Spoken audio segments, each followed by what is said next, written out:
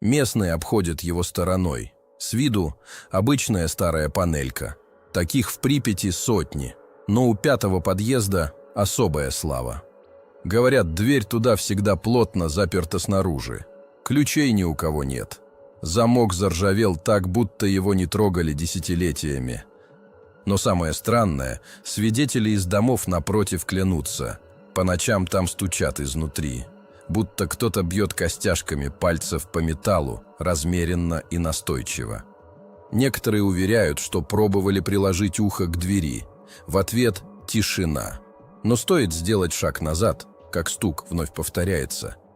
Как будто тот, кто там внутри, чует страх. Зловещая деталь. Один из сталкеров рассказывал, однажды дверь приоткрылась буквально на пару сантиметров.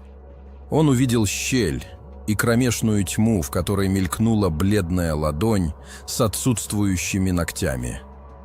Дверь тут же захлопнулась, и с тех пор он даже близко не подходит к этому дому. А ночью иногда слышно не только стук, но и шепот, будто зовут по имени.